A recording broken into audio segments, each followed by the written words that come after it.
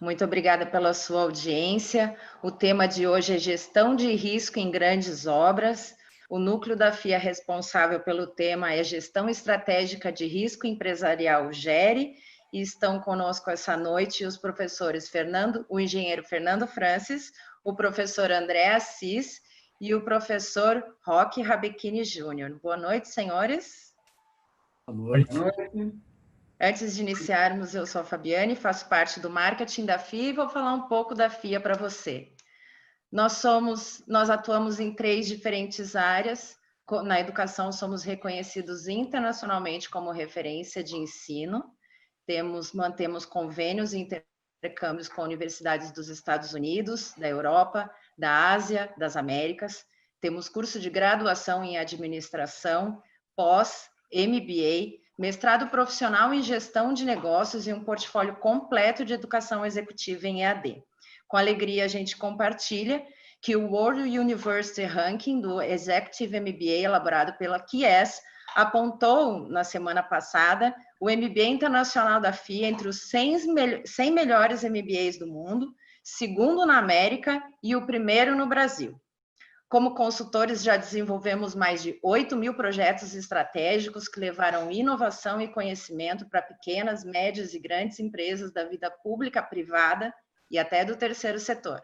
Como pesquisadores, somos desenvolvedores do ranking do varejo, a pesquisa de índice de credibilidade da Black Friday em parceria com o IBEVAR, a FIA Employee Experience, que é as melhores empresas, as empresas mais incríveis para se trabalhar, e as empresas mais em parceria com o Estadão. Nós somos mais do que graduação, mais do que uma escola de negócios, somos graduação, pós-graduação, mestrado, MBA, consultoria, pesquisa, e isso faz a diferença. O mediador dessa noite é o professor Dr. Roque Rabechini, é especialista em gestão de projetos e gestão de riscos, consultor de empresas com atuação em implantação de escritórios de projetos, criação de metodologia de gerenciamento de projetos e gestão de riscos, é diretor da consultoria Rabechini, pós-doutorado e mestrado em administração pela FEA-USP, doutorado em engenharia de produção pela Poli-USP, professor do programa de pós-graduação em gestão de projetos na Universidade 9 de Julho, professor da FIA, professor da Exam Business School, Lima, Peru, autor dos livros de gestão de riscos de empreendimentos complexos, o gerente de projetos na empresa e fundamentos em gestão de projetos. Vocês têm aí no seu campo 2 campos de comentários no seu painel de controle. Um deles é o chat, onde você pode fazer comentários, e o outro é o Q&A, onde você pode deixar as suas perguntas, que depois o professor consegue fazer a mediação entre você e os demais palestrantes. Uma boa noite a todos, senhores. Obrigado, Fabiane.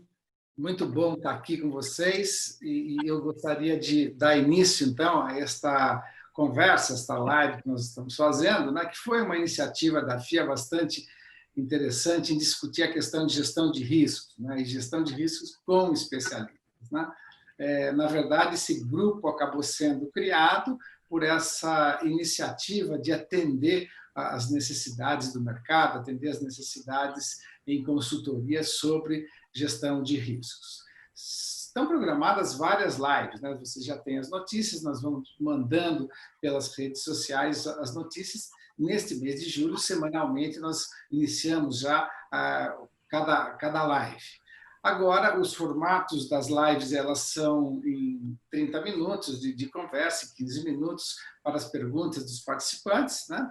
E esta live, especificamente, é uma live muito peculiar para mim, muito importante, porque nós vamos discutir o sistema integrado de gestão de riscos de empreendimentos complexos, que leva o título do livro que eu fiz junto com os meus convidados, que são pessoas super experientes, com muita autoridade no assunto, né? Então, eu gostaria de apresentá-los, né? Primeiramente, o André Assis, professor da Universidade de Brasília, né? E atua nas áreas de túneis, barragens e gestão de riscos geotécnicos.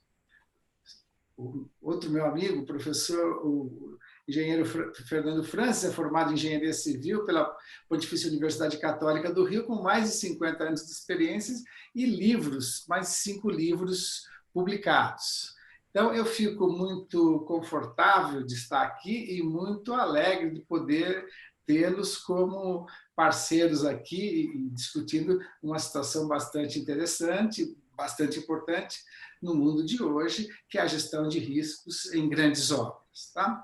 Bom, eu vou começar o nosso bate-papo aqui, André e Francis, colocando algumas questões para vocês, ouvindo um pouquinho o que vocês têm a dizer, e se vocês precisarem me interromper, me interrompam, mas a ideia é que eu passando uma pergunta já para o André, ou uma pergunta, talvez mais um comentário. O André tem uma experiência internacional fabulosa, né? Já trabalhou em vários países, deu aula em vários países e, portanto, até quando nós fizemos o livro, ele comentava das diferentes culturas em gestão de riscos, né? Então, André, eu gostaria que você dá o kick-off nessa nossa reunião, que você pudesse falar um pouco das experiências que você teve em outros países e realmente os outros países, como que eles fazem a gestão de risco, as outras empresas, qual a dificuldade de implementar uma cultura de gestão de riscos em outros ambientes. Muito obrigado, Roque. Prazer estar falando com você aqui, vendo meu amigo Fernando Francis também. E boa noite a todos, a toda a audiência que está nos ouvindo. Realmente, Roque, existe uma diferença cultural que ela é peculiar na implantação de sistemas de gestão de risco. Nós, latinos, a gente gosta mais muitas vezes, de discutir, filosofar, e às vezes falta um pouquinho de ser objetivo, né, e pragmáticos e ir a um ponto, né, que a gestão de risco exige esse treinamento, essa disciplina. Então, por exemplo, um exemplo simples, né? Os países anglo-saxões, que são mais chegados a diretrizes, normas, né, protocolos disciplinares, quando eles recebem a implantação de um sistema de gestão de risco, muito mais preocupados do que ficar discutindo todas as metodologias, eles estão preocupados em implantar aquilo de uma forma disciplinada e eles veem a melhor forma de fazer isso de forma efetiva dentro da empresa. Aqui no Brasil, a gente, quando propõe uma coisa dessa, a primeira coisa que se discute não é nem se vale a pena ou não, mas se fica se pegando em pequenos detalhes, que muitas vezes atrasa o processo da implantação da gestão de risco, ou seja, é um problema de maturidade, né? Esse problema se agrava mais à frente quando dá atribuição de responsabilidade da gestão de risco, que é necessária para ela se tornar eficiente. Mas esse assunto a gente deixa para ir comentando mais à frente. Eu deixo, por enquanto, por aqui. Ok, André, muito, muito bom. É bom ver a sua conexão com culturas diferentes, né? Porque você vê uma realidade lá fora e tem que se adaptar à realidade aqui dentro, é uma dificuldade. Eu lembro também que o Francis comentava com a gente, e é uma coisa bastante importante, foi colocado até no início do nosso livro, os casos que você já teve, Francis, de êxito na resolução em termos de gestão de risco. Você pode compartilhar isso com a gente um pouco? Sim. O que acontece é que nós, em 1999, não tínhamos ideia do que era gestão de risco. A gente devia falar, mas não tínhamos ideia e enfrentamos um problema muito sério lá na Votorantim Metais, na mina subterrânea de Vazante, quando, em abril de 99, por uma manobra um pouco infeliz, nós tivemos uma ruptura na galeria de exploração, estava na cota 350, mais ou menos, portanto, o nível do topo era 600 e pouco, e tivemos uma invasão de 7.000 metros cúbicos de água por segundo através de uma única saída, e rapidamente inundou a mina, foi subindo, aquilo foi rapidamente inundando a mina, e além de paralisar todo o processo de desenvolvimento na época, porque a mina ainda estava numa fase de desenvolvimento, estimulou, provocou uma série de durinamentos em toda a área. Durinamentos são afundamentos do terreno, e isso criou um pânico geral.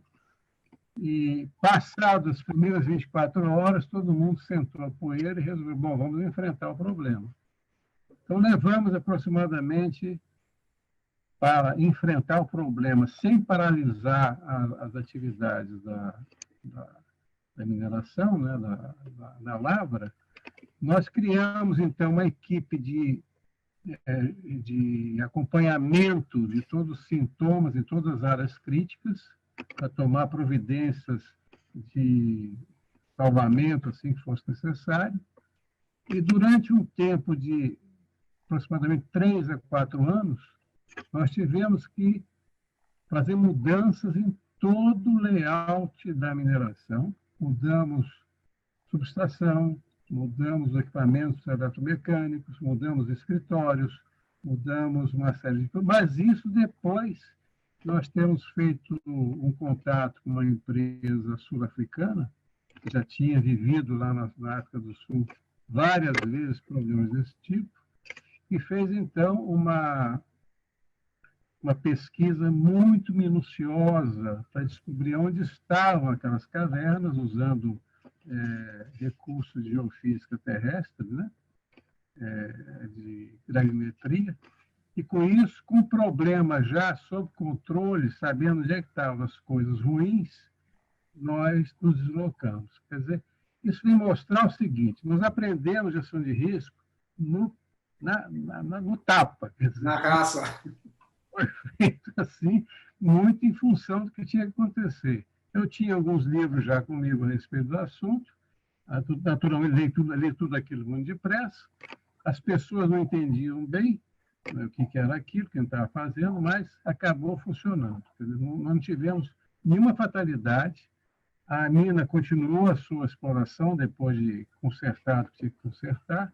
Então, eu acredito que gestão de risco é uma coisa realmente muito bem feita, muito bem orientada, que pode, inclusive, permitir, como foi esse caso, que mesmo ainda sem estar com todas as medidas efetivar no sentido de garantir a total tranquilidade para a empresa, a gente conseguiu não paralisar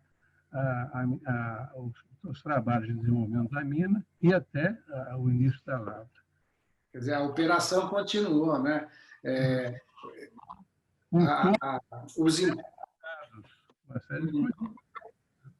Os impactos que você analisou ex ante, você aplicou numa situação de resposta ao risco. É super importante. Esse é um tema também que a gente quer discutir aqui. Talvez você tivesse feito a gestão de risco informal, né? E hoje a gente tem modelos, a gente propôs, inclusive, um modelo de gestão de riscos formal, que você formalize o uso de técnicas e ferramentas. Eu lembro que o André participou bastante nessa discussão de colocar a gestão de risco acoplado com o sistema de inovação, que era uma coisa meio nova, e o sistema pode mandar e-mails, pode fazer a comunicação, tirar gente, principalmente em grandes obras, né? Evitar com que elas fiquem muito expostas aos riscos, né? Eu queria que o André comentasse essas questões, a importância da comunicação dentro de um sistema de gestão de risco. Bom, em primeiro lugar, isso é muito importante, Roque, porque a gestão de risco e todas as suas fases, né, o cálculo do risco, a avaliação do risco, etc., já é uma coisa que está mais sedimentado, né? Então, essas metodologias a gente hoje consegue realmente definir bem. Tem algumas limitações, mas vamos dizer assim, né? sem lembrar do que o ótimo é inimigo do muito bom, né, a gente está muito bem definido para tudo isso.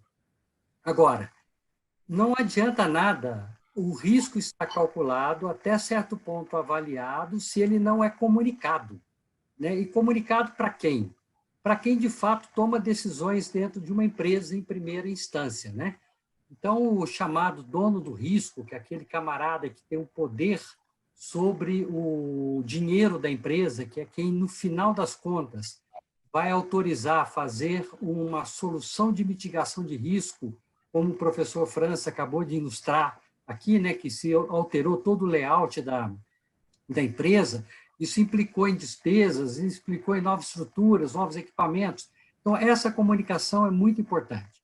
Então, ela tem que ser, o sistema de comunicação, dependendo do nível de risco com que nós estamos falando, ele automaticamente, isso é a visão que nós compartilhamos, isso para evitar a má interferência de alguém que queira colocar o risco dentro da gaveta, né, e não comunicá-lo mais, né? Então, a gente defende que tenha que ter um sistema de TI que automaticamente comunica o risco para os diversos níveis hierárquicos dentro da empresa, é claro que de acordo com o nível do risco. Né? Ninguém vai perturbar o presidente com risco que pode ser resolvido ali com uma vassourada, vamos chamar assim. Agora, podemos ir mais além.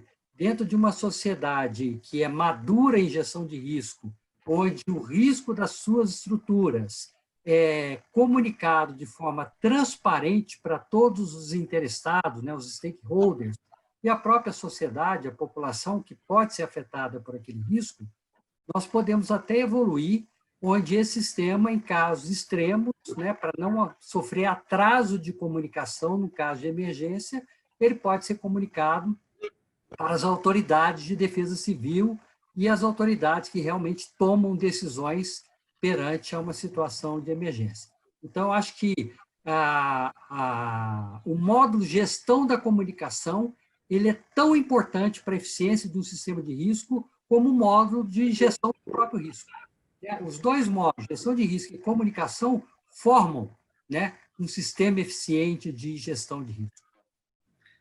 Muito bem, essa foi a nossa prerrogativa, né, para discutir um sistema eficiente de gestão de risco. Eu lembro que o Francis chamava sistema inteligente de gestão de risco, né, que pudesse dar as informações corretamente.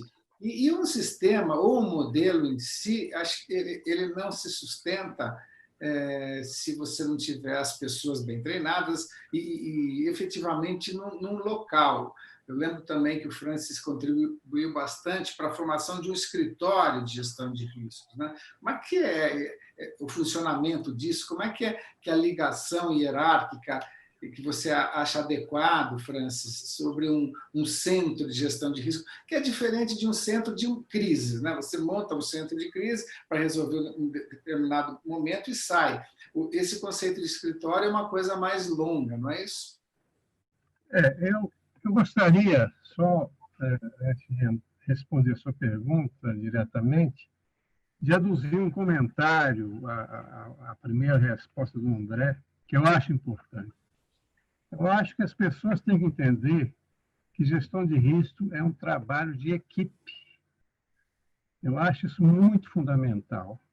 E por ser trabalho de equipe, existe todo um problema de aprendizado, de treinamento, que leva tempo, que tem, vamos dizer assim, uns 3 a 6 anos, dependendo do porte da empresa, até atingir um nível de qualidade excepcional que todos nós desejamos. Então, eu imagino que uma das dificuldades que nós que mexemos com risco enfrentamos é exatamente isso, é convencer a alta direção da empresa de que ela vai ter que gastar um pouco mais de dinheiro, e às vezes não é pouco, vai ter que formar equipes, vai ter que mudar a maneira de ver dos seus funcionários, que tem cada um a sua especificidade, um que cuida de um assunto, ele vai ter que aprender mais alguma coisa, vai ter que treinar mais alguma coisa para participar efetivamente da gestão de risco. E, nesse particular, o escritório de risco é a peça fundamental. no modo de ver. Porque ela é o escritório de risco que vai fazer o treinamento pessoal, que vai ensinar, que vai fazer os testes pilotos para mostrar como é que funciona, que vai aculturar a empresa no sentido de fato, fazer uma gestão de risco de muito bom nível, que dá lucro para a empresa. Isso que as pessoas não entendem. Gestão de risco não é gastar dinheiro, é ter lucro, é aumentar a margem de lucro da empresa. Tenho a impressão que isso é fundamental.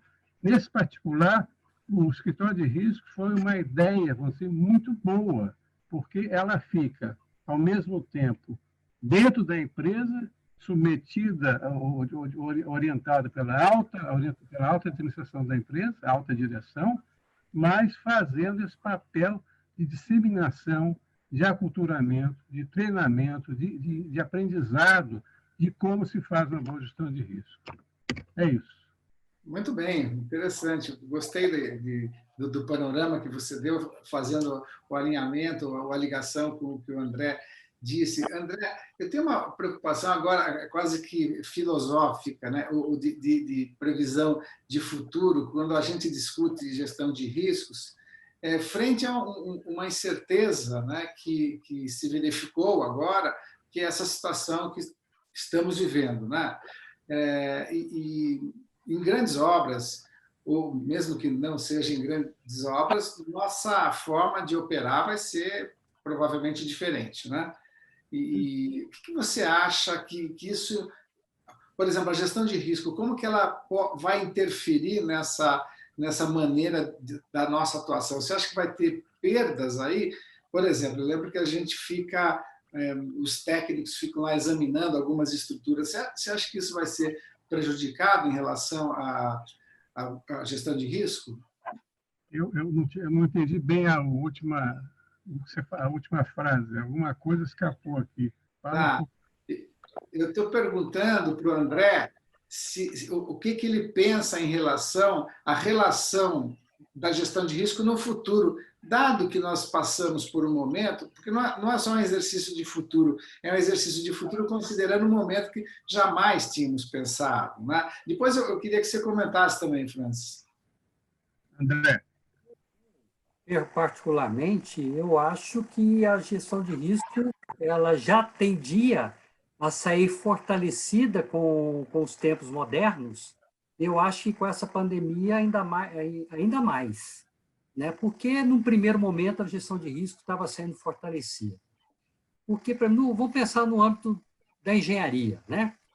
Hoje, a engenharia, quando propõe uma estrutura, uma obra, uma solução para qualquer coisa que seja, ela tem que discutir a inserção dessa estrutura no meio social, na sociedade, com todas as esferas de uma sociedade, né?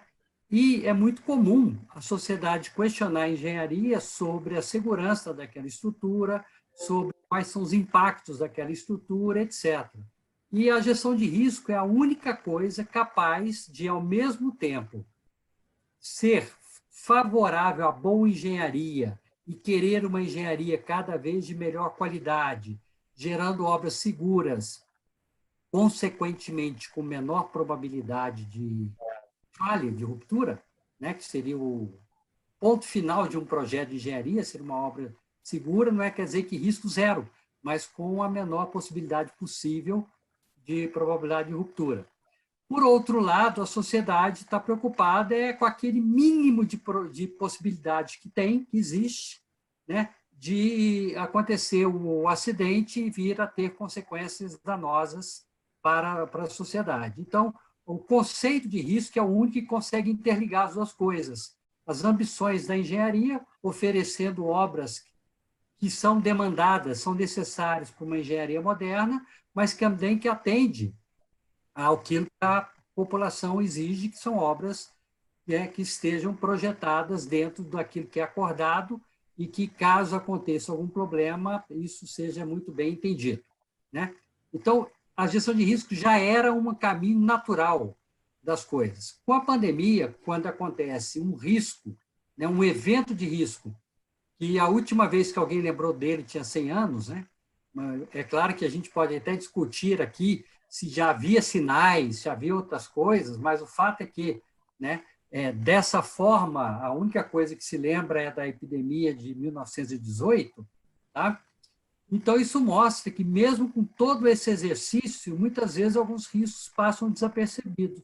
No entanto, se a empresa e a sociedade estão maduras e treinadas dentro de um programa de gestão de risco, ela se adapta muito melhor. Ela já está acostumada a lidar com soluções, como adaptar isso, como fazer aquilo. E, rapidamente, ela encontra uma solução, mesmo para um risco que não é esperado. Então, é dessa forma que eu vejo que a gestão de risco vai sair duplamente fortalecida, não só do ponto da engenharia, que é a minha área, mas também do impacto da pandemia na sociedade. A gente observa que tem cidades, mesmo países, que têm esses protocolos que obedecem e que se estão aculturados, né? Eles estão aculturados para responder a um possível impacto, e outros que são completamente, entre parênteses, ignorantes do que pode acontecer. Então, você abre os jornais, né? Abre os jornais e vê países com comportamento diferente em relação à gestão de riscos. Legal. Para o Francis, eu gostaria de também fazer a mesma pergunta, assim, o mesmo que você pudesse comentar, que eu me lembro que nós conversamos, acho que no início do ano, e começamos a falar assim, você viu o que está acontecendo em janeiro, né? É uma pandemia que está correndo o mundo, e eu lembro que você me falou, e isso aí nem dá para pensar. E agora, Francis, você fez um exercício já de pensar nisso com os óculos da gestão de risco? Olha, eu realmente fiquei com dificuldade, porque o mundo não estava preparado para essas coisas. Quer dizer, apesar de a gente aprender as coisas ao longo dos anos, mas como uma pandemia é um negócio que acontece a cada 50, 30, 60 anos, 70, a memória acaba sendo perdida, né? Eu imagino que sim, Mas eu não vi até agora, eu tenho acompanhado alguns sites especializados em tratamentos de dados, etc. Eu não vi até agora, nos sites que eu olhei, nenhum viés no sentido de como fazer uma gestão de risco de pandemias. Realmente, há até uma certa, eu não diria nem desconhecimento, pode ser até desconhecimento, mas os sites que eu acompanhei não falam em gestão de risco. São dois sites, um da Universidade de Oxford, que devia saber, porque lá eles fazem gestão de risco, e outro do Hospital Hopkins, nos Estados Unidos. Então, eu fico meio em dúvida, quer dizer, o pessoal não está...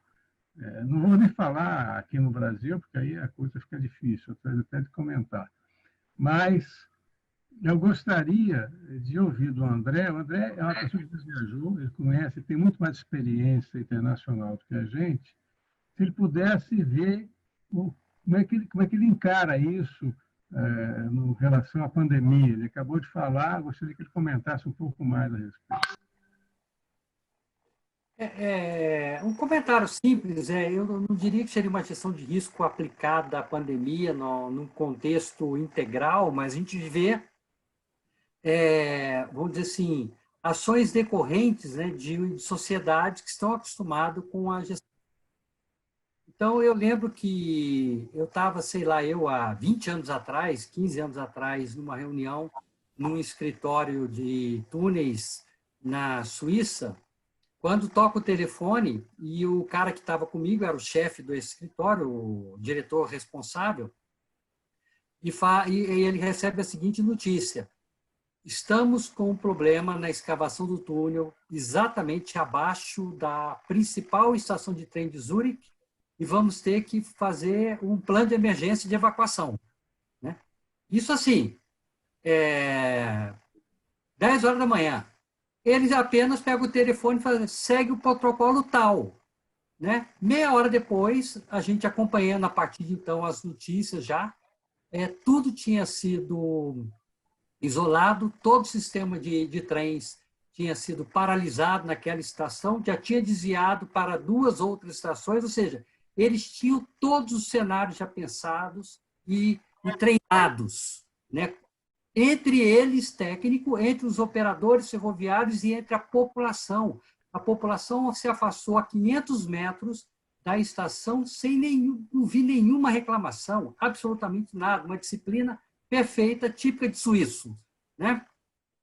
Então, agora, o que aconteceu? Vocês vão lembrar que a Suíça sofreu números terríveis com o início da pandemia, né? Com o índice de mortalidade por habitante, né, dos mais altos da Europa, né? E nos primeiros dias, diante de um evento de risco, né, que não foi previsto, foi esquecido, como o Francis falou, eles viram aquilo crescer muito rapidamente. No entanto, não sei o que eles fizeram exatamente, mas, no entanto, muito rapidamente eles conseguiram controlar usando os mesmos cenários, usando a disciplina do seu povo, treinado para esse tipo de reação, e eles controlaram, e foi o primeiro país da Europa a abrir tudo. E ninguém escuta falar que os números estão subindo, etc. Né? Outro exemplo de um país que, ao meu ver, controlou muito bem, né, com ações mitigadoras, etc., né? Não é aquela gestão de risco ainda integral que você prevê e depois controla, mas diante do problema você controla, foi a Nova Zelândia. Né? E outros tantos, né? Aqui em Brasília mesmo, a gente começou muito bem, né? 2 meses ninguém saiu de casa, quando tinha 1, 2 mortes, quando ninguém mais aguentava ficar em casa, que eu falo assim, é a hora que o isolamento social ele é vencido, ou pelos aspectos psicológicos da população, porque ele não foi treinado para ficar isolado, ou pela necessidade de trabalhar, que é o caso muito do nosso povo brasileiro, se perdeu o controle e hoje nós estamos com números aí, não chegaram ainda a percentuais quanto na Espanha ou na Itália, mas já estamos na metade dos índices de casos e mortes por habitante, vamos chamar assim. Né? Então, assim, acho que esses são exemplos que dá para a gente notar que quem está treinado, né, nos aspectos de gestão de risco consegue, de uma hora para outra, enfrentar o problema e se controlar de forma melhor. Muito bom. Uma das coisas que eu estava pensando aqui, que é muito parecido com as grandes obras, principalmente vocês que trabalham com o Francis de hidrogeologia, André com geotecnia, que as probabilidades de ocorrência são muito baixas, né? São muito baixas. Francis, como que se trata isso, né? Com um evento com probabilidade muito baixa e é uma decisão difícil, espero, para um executivo, porque no final das contas ele vai perguntar, bom, o teu risco é alto, mas diz qual que é a chance disso cair, ou a chance disso acontecer, você vai responder para ele, é muito baixo, você vai dar o número para ele, eu não vou seguir esse protocolo. Como resolve isso? Talvez essa seja uma das dificuldades de promover a cultura da gestão de risco. E eu concordo com o André que agora, meu caro, mudamos um pouco o cenário, não é isso?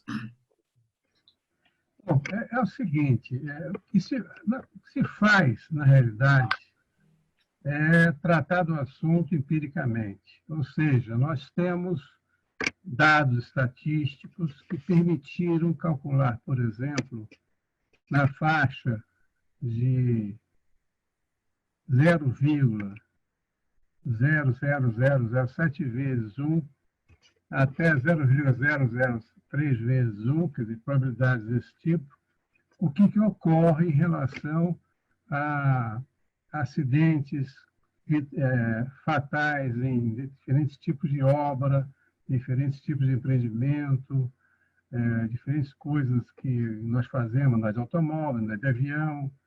E, na realidade, nós não inventamos as probabilidades de ocorrência. Nós tiramos essas probabilidades, vamos dizer assim, do registro de dados que nós temos, o histórico de dados do que acontece no mundo ao longo de 100 anos, 200 anos, por exemplo. Então, os números que nós fixamos para estimar até onde a gente vai, definindo a probabilidade aceitável, é função do passado. Não é uma coisa empírica, é um dado empírico. E o que a gestão de risco tem de diferente hoje em dia é que ela tem técnicas e meios, vamos dizer assim, para tentar fixar para diferentes tipos de ações qual a probabilidade daquela ação falhar, daquela ação não dar bom resultado. Isso chocou muito no início. Eu me lembro que nós estávamos, na época do metrô, fazendo uma preleção pessoal do metrô, que tem uma cultura, o pessoal que trabalha na área de transportes metroviários, ferroviários, eles têm uma cultura intrínseca de risco. Eles não sabem nem que o nome pode nem ter esse nome, mas eles sabem o que o André, inclusive, acabou de exemplificar. Lá na estação de trem, naquele miolo da Europa, em que se anda de trem desde o século XIX, é uma cultura de risco, de segurança em trem, que facilita exatamente o que ele exemplificou. Quer dizer, na mesma hora, o pessoal toma providência sem saber o que está fazendo. Nós não temos aqui no Brasil muito bem essa cultura disseminada. O pessoal do metrô de São Paulo, por exemplo, não sei se o pessoal do Rio também teria a mesma coisa, ele já tem isso muito intrínseco. E o que eles estranharam muito é como é que nós estimávamos a probabilidade de ruptura de um determinado evento, de determinada coisa em engenharia civil. Isso foi uma coisa que chocou muito os nossos colegas da área ferroviária, inclusive colegas nossos, amigos, aliás, pessoas muito respeitáveis da área da engenharia civil, que estranharam muito aquela abordagem. Mas, então, agora eu não vou mais ter que fazer projeto, agora ter que fazer gestão de risco. O pessoal não entendeu bem aonde se queria chegar. A impressão que nós temos é que aí que está a grande dificuldade em implantar a gestão de risco no Brasil. Quer dizer, você tem que ter uma certa habilidade em demonstrar que é possível a pessoa fazer previsões com certo grau de confiabilidade, de qual vai ser, por exemplo, a ruptura de uma ponte, a probabilidade de ruptura de uma ponte, ou de um determinado empreendimento, qualquer que seja ele. Existem metodologias para isso, e é de bom tom a gente aplicar mais de uma metodologia para depois comparar e ver o que vai acontecer. Mas o pessoal da alta direção das grandes empresas, não digo isso com relação às empresas americanas e inglesas que estão acostumadas com o processo, mas as empresas genuinamente brasileiras, elas têm dificuldade em entender isso. Elas não veem muito bem, mas eu vou gastar dinheiro, vou gastar 3 a 6 anos treinando meu pessoal, para quê? Isso vai me dar despesa, vai aumentar a carga de trabalho das pessoas, e daí? Qual é a confiabilidade que eu vou ter nesses números que vocês estão apresentando? Então, há todo um trabalho de educação a ser feito. Nós temos que ter a capacidade de chegar para a alta direção das empresas e encontrar uma forma de convencê-los que aquilo é importante, aquilo vai dar lucro para a empresa. Isso eu acho que tem que se falar, de fato, de maneira bem americana. Isso dá lucro, quer dizer, gestão de risco é uma coisa que dá lucro, e você não vai ficar com a sua cabeça doída de se acontecer um acidente e morrerem 10, 20, 50, 500 pessoas na sua empresa. Eu acho que isso é uma coisa muito importante. Essa visão eu me preocupo muito, a gente discute muito isso, mas será que precisa de tudo isso, né? De banalizar um pouco a gestão de risco? É muito esforço para fazer, isso é só para grandes obras. Será que o que a gente está falando aqui realmente só aplica a grandes obras, ou isso pode ser transportado para outro tipo de projeto ou de empreendimento?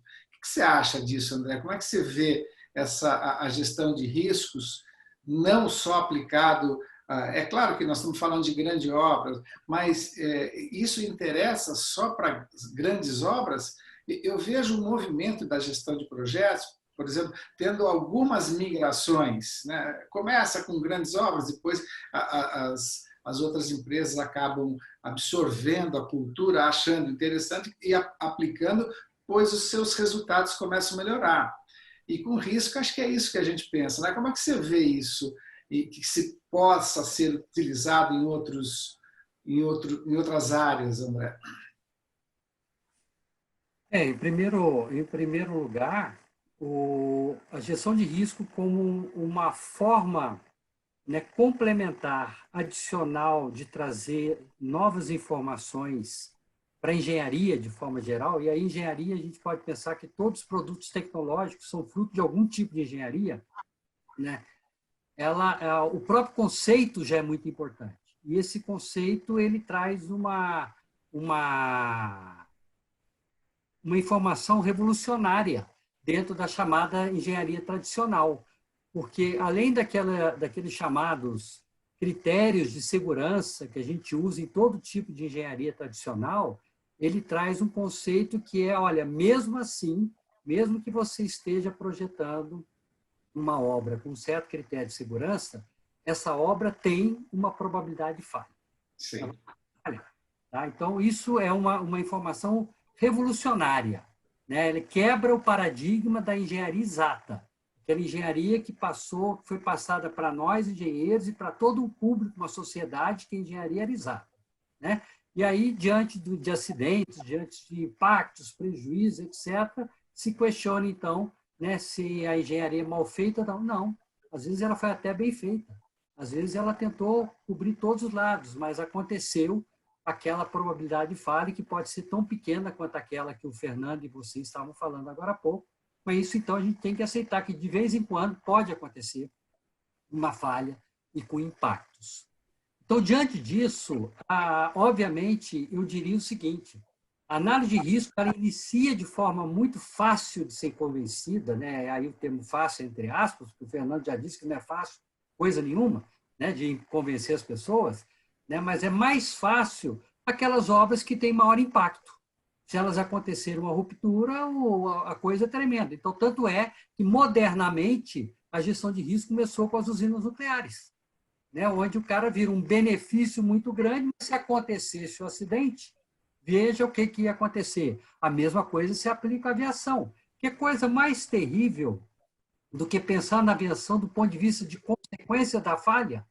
Não tem nenhum sobrevivente, né? Então, quer dizer, somos nós irresponsáveis de autorizar um avião a decolar, sabendo que, se ele romper, ele vai morrer 200 pessoas? Irão morrer 200 pessoas? Por que a gente autoriza? Porque a engenharia calculou uma probabilidade de falha que é adequada para aquele impacto. Então, toda a sociedade aceita, né, essa obra, né, essa estrutura de engenharia que é o avião, como uma ótima solução de transporte. Então, Roque, eu acho que sim, né, no primeiro momento, a gestão de risco ela impacta quem tem as maiores consequências. E aí ela se torna obrigatória, né, mandatória e cada vez mais sofisticada. Não vamos aqui botar florzinha no cálculo do risco, não vamos fazer discussões de adjetivos, é alto, é baixo, nada disso vale. Eu tenho que realmente partir para cima de uma quantificação de riscos, seja ele da probabilidade, das consequências e, como a gente defende, da monetização de tudo isso, né? Agora, em estruturas menores, ou quando eu estou fazendo uma avaliação preliminar, ou quando os meus riscos são mais insignificantes no nível da consequência, eu posso trabalhar com métodos mais simplificados, são chamados métodos qualitativos de gestão de risco, mas é gestão de risco. Tá? Ou seguindo uma filosofia de gestão de risco. Não deixa de ser. O que a gente hoje sugere é: podemos começar de uma forma um pouquinho mais tranquilo para criar maturidade, sim, mas não podemos ficar só naquilo se aquela obra requer um tratamento mais detalhado, mais específico, em função das suas consequências. E aí eu vou aprofundando os meus métodos de gestão de risco. Exato, eu lembro disso que acho que teve, quando a gente dava consultoria juntos, né, nas épocas de consultoria, a gente saímos com essa prerrogativa, né? Ou seja, se for para fazer, vamos fazer com quantificação, né? Se for para fazer, já vamos pensar nos métodos mais sofisticados e investir nisso que é uma forma bastante correta. Eu lembro que o termo monetização o Francis usava bastante, né? E tem essa preocupação. Francis, você concorda com o André nisso? Concordo. O André tem toda a razão. Tá? A coisa o exemplo do avião é muito feliz, né? Porque a cultura dessas empresas acaba passando para a gente e você viaja porque você crê que a probabilidade é muito baixa de cair, senão você não viajaria. Só que você não pensa isso, mas você está fazendo a gestão de risco, né?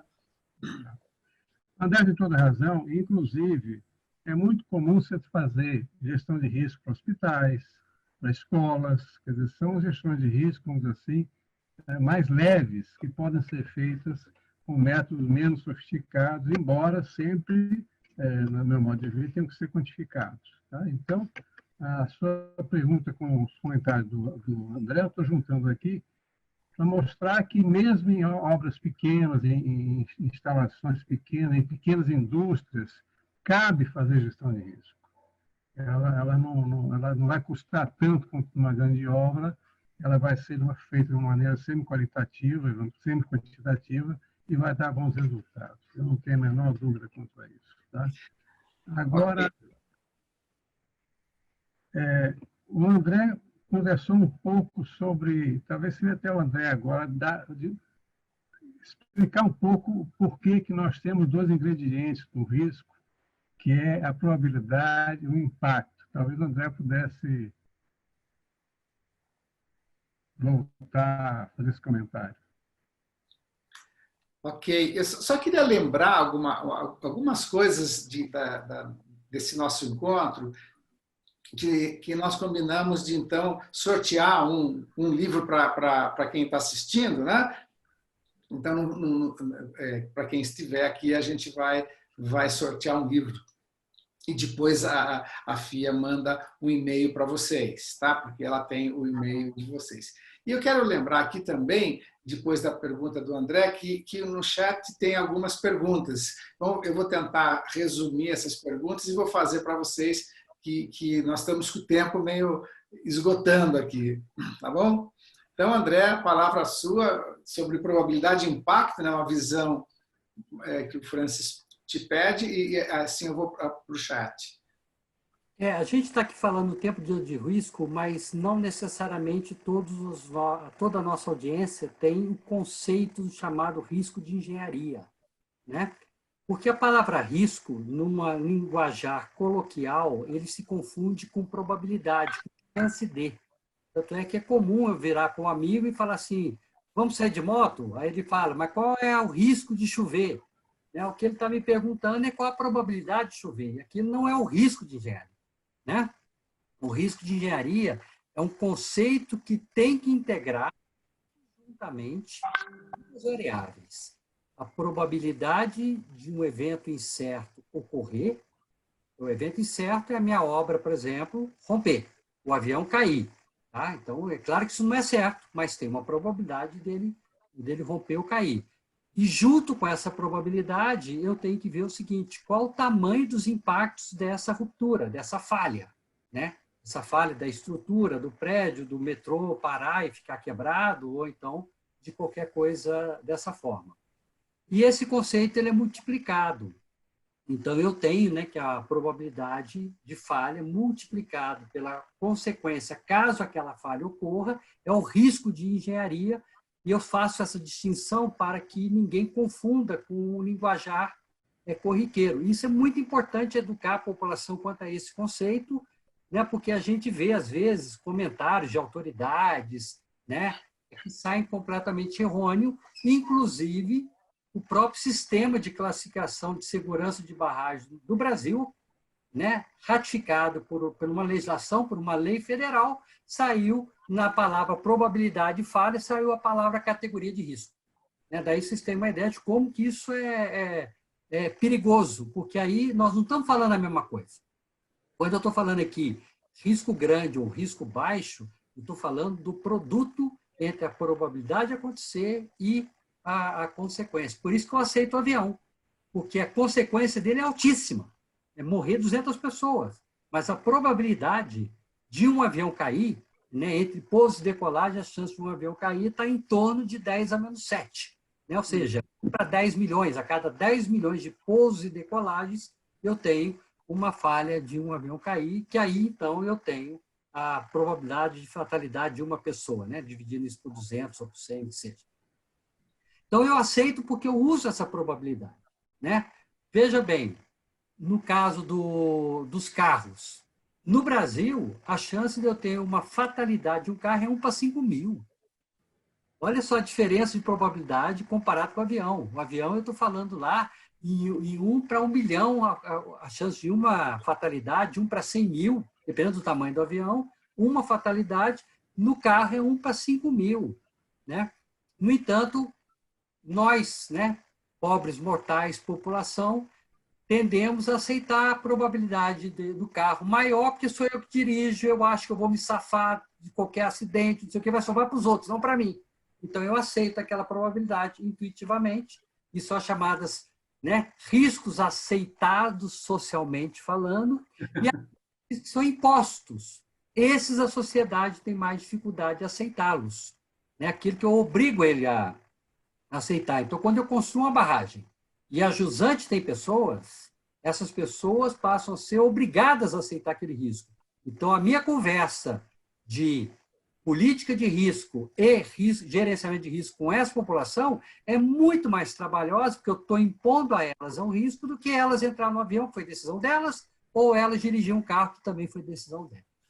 Então, isso forma um contexto maravilhoso. Né? Daí vocês estão vendo a diferença que faz tudo, a cultura, o treinamento, a disciplina, etc., que a gente tem que, aos pouquinhos, ir falando, até a gente chegar no dia que a gestão de risco será efetivamente absorvida pela nossa sociedade. Muito bem, André, bem ponderada a resposta e bem consistente. Né? Eu vou pegar aqui algumas perguntas e respostas, nem todas a gente vai conseguir, e eu queria passar para o Francis, pegando do Luiz Russo e Bruno Berlanda. Né? O Luiz falou como equilibrar a necessidade de fazer gestão de riscos nas grandes obras e projetos, dentro desse contexto atual em que as empresas cada vez mais reduzem seus custos de produção. E o Bruno fala, bom, como calcular essa lucratividade para apresentar a alta gestão? Acho que as duas questões ficaram muito interessantes. Francis. E é claro que a lucratividade a gente pode medir de várias formas. É você aumentar a eficácia, vamos dizer assim, dos seus métodos construtivos, melhorar a eficiência do pessoal de obra, isso tudo aumenta a lucratividade das obras. Uma empresa que está fazendo várias obras, ela aumenta sim. Mas ela também aumenta, ela também evita que a lucratividade caia se ela conseguir evitar um grande acidente, um grande desastre. Quer dizer, a gestão de risco, quando eu falo que a gestão de risco dá lucro, é que ela evita os grandes acidentes, as grandes perdas de uma empresa, seja ela na Bolsa de Valores, seja ela no tratamento de água potável para uma população. Infelizmente, no Brasil, o pessoal não leva muito a sério. Tá? Seja ela, vamos dizer assim, na exploração de uma mina a céu aberto, evitando que haja uma derrubada total dos pits que estão abertos. Nós tivemos a oportunidade de ver isso há anos atrás nos Estados Unidos. Quer dizer, a gestão de risco ela é feita para os grandes impactos e baixas probabilidades. É esse o sentido, exatamente aquilo que o André há pouco falou. Por que um Boeing faz uma análise de risco extremamente minuciosa para poder garantir uma probabilidade baixíssima? Já um ultraleve é um negócio mais para lá, não precisa ser tão cuidadoso, porque é um piloto só que está dirigindo aquilo.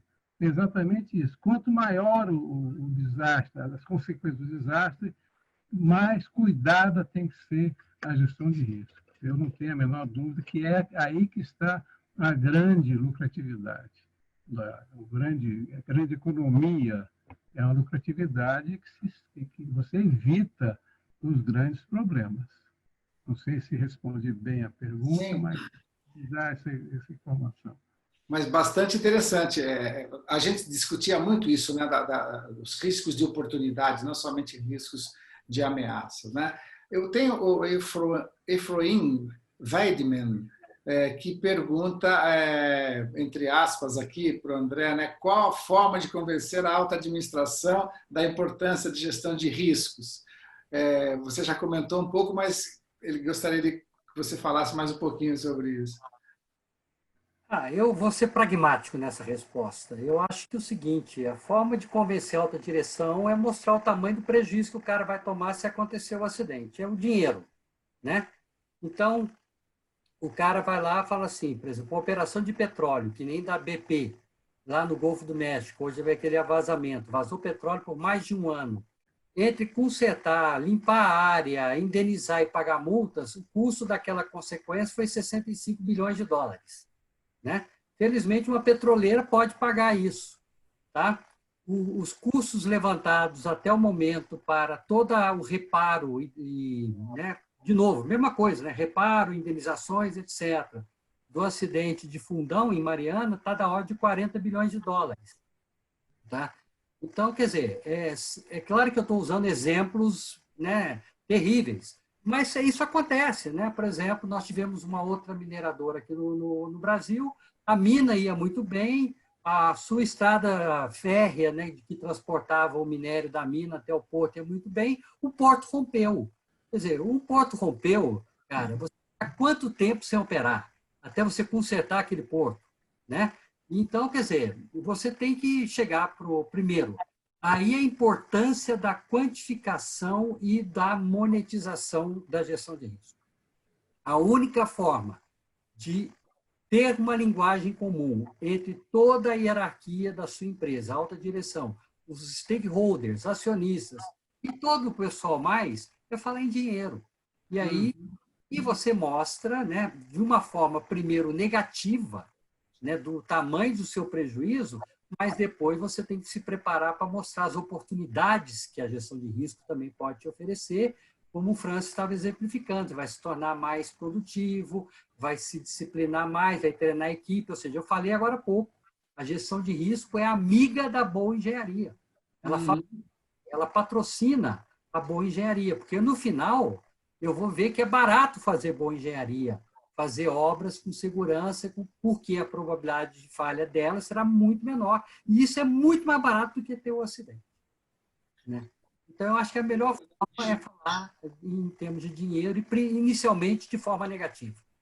Excelente, André. Muito bom. Agora, eu que já estou me expondo ao risco aqui se eu não terminar esse nosso encontro, porque para mim é muito prazeroso, tá bom demais. Eu relembro sempre os tempos que a gente ficava conversando sobre esses assuntos. São histórias que estão então revivendo um tempo muito bom. Vou deixar aqui, algumas questões que você acabou de falar já vai ao encontro do que quem que perguntou aqui foi o das Minas, né? O Egídio José Barbosa, tem também os Ricardo Zanfelitti, Bruno, nós já falamos, Elton Santana, Rafael Gerola, são pessoas que estão interessadas em discutir. Infelizmente, a gente não tem mais esse tempo, né? E que eu vou pedir para que a gente possa responder também. Então, esta live, né, esse encontro nosso, foi em relação à gestão de risco, especialmente em grandes obras, né? Eu gostaria, então, de só passar a palavra para vocês, se vocês têm algum comentário para um fechamento. Fernando Francis, depois André, pode ser? Olha, eu queria agradecer primeiro a paciência da audiência, porque nem sempre se consegue dar todas as informações nesse tipo de interação, mas nós estamos aí, pessoalmente, eventualmente, podendo atendê-los através do nosso mediador. Qualquer pergunta que te faça por escrito, se você quiser, você nos encaminha, nós teremos o máximo prazer em responder por escrito, eventualmente. Agradeço a todos, agradeço a você, Agradeço a FIA, a Fabiana, o pessoal todo que fez com que isso se tornasse uma realidade, apesar do nosso pouco treino nesse sentido. Muito obrigado. Muito excelente, Francis. Obrigado pela sua amizade, por compartilhar com a gente tão importante tema. André. Eu vou falar duas coisas, né? Primeiro é que a gestão de risco ela não é uma ciência exata, né? Obviamente ela parte do cálculo de probabilidades, então nada disso pode ser considerado exato, mas comparado com a forma tradicional de pensar uma estrutura dentro da sociedade de forma exata, precisa, que a gente chama de determinístico, eu lembro uma frase, né? Vou parafrasear o Warren Buffett, e do mercado financeiro, ele fala que é preferível aproximações resultantes de um processo probabilístico do que um resultado exato, mas certamente errado. Né? Acho que a gente tem que realmente saber que tem aproximações, mas no final o resultado é muito melhor do que a gente pensar de que aqueles resultados da gestão de risco, que não são alternativos da engenharia tradicional, são exatos. Né? Então, com isso, eu fecho dizendo que eu acho que a gestão de risco é o futuro. É o futuro para tudo, como você falou agora há pouco, para pequenas coisas, mas principalmente para quem está inserido numa sociedade complexa, é a única forma de comunicar de forma eficiente entre a sociedade e a engenharia, e ela, então, ela vai ser uma ferramenta complementar, ela não é nada contrária a nada que a gente faz na engenharia, ela apenas é um complemento, mas que ajuda muito na decisão de engenharia. E isso é extremamente necessário para o futuro de todos nós. Obrigado, André, também por compartilhar aqui desse evento e sempre parceiro também. André também, como o Francis, é muito generoso nas abordagens e no seu conteúdo. Bom, queria lembrar vocês, nossos ouvintes, né, agradecendo a vocês a participação e lembrando que na próxima semana nós vamos ter uma outra live de gestão de risco sob a ótica do mercado de seguros, com o José Dinei Matos, que é o head da empresa Financial JDM, economista e consultor, com Heber Barbosa, né? E será mediado pelo nosso amigo Cláudio Luraski.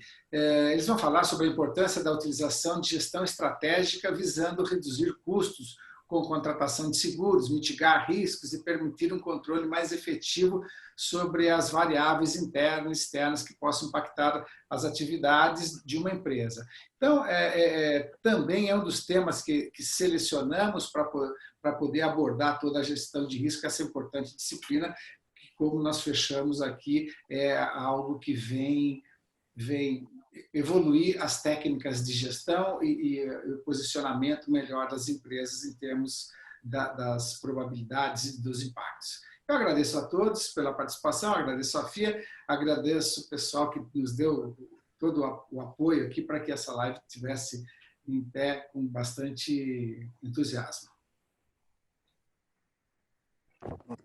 Tchau, gente. Tchau. Até mais. Fabiane, fala, afinal. Boa noite, professor. Também. Sim, vou complementar só o que vocês falamos. Nós ainda temos 78 pessoas conectadas conosco. Foi um prazer tê-los conosco essa noite. A live que foi feita pelo GERI, que é a Gestão Estratégica de Risco Empresarial, o Núcleo GERI, ela está gravada no nosso canal no YouTube, FIA Business School, vocês podem conferir, e foi a gestão de risco no âmbito das pandemias. Então, essa live de hoje também foi gravada, você pode conferir daqui a 2 dias no nosso canal, e na semana que vem a gente volta, no dia 20, com gestão de risco sob a ótica do mercado de seguros, como o professor Roque Rabechini falou. Uma boa noite e obrigada, senhores. Um abraço a todos. André e Francis, forte abraço. Um abraço, até mais, gente. Até mais.